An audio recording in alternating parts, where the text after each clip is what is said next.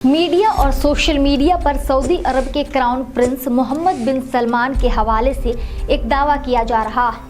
अब मस्जिदों के अंदर इफ्तार नहीं होगा और ना ही इमाम नमाज के दौरान लंबी चौड़ी मजहबी तकरीर करेंगे, क्योंकि उन्हें इसे छोटा करने का निर्देश दिया गया है। किताब हेराम के लेखक और डीडी न्यूज वरिष्ठ कंसल्टिंग एडिटर प्रखर श्रीवास्तव ने एक्स पर एक पोस्ट में लिखा, सऊदी अरब में अब मस्जिदों के अंदर नहीं होगा इफ्तार।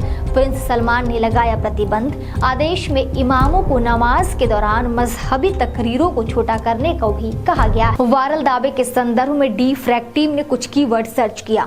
इस दौरान हमें गल्फ न्यूज द्वारा पब्लिश एक न्यूज रिपोर्ट मिली, जिसमें बताया गया है कि मिनिस्ट्री ऑफ इस्लामिक अफेयर ने गाइडलाइन जारी की है। मस्जिदों को साफ सुथरा रखने के लिए रमजान में इफ्तार मस्जिद के अंदर नहीं होना चाहिए, बल्कि इफ्तार का आयोजन एक निर्धारित स्थान या मस्जिद के आंगन में होना चाहिए।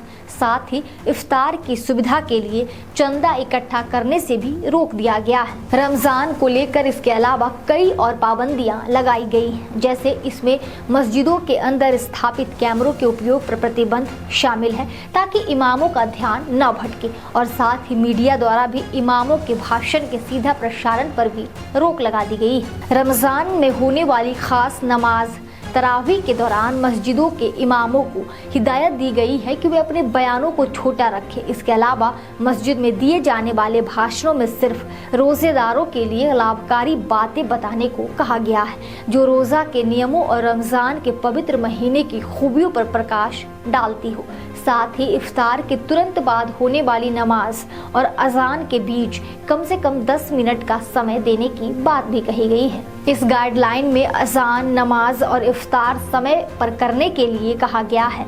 यह प्रतिबंध मंत्रालय द्वारा शुरू की गई रमजान से जुड़ी व्यवस्था का हिस्सा है, जो सऊदी अरब में मस्जिदों का प्रभारी है।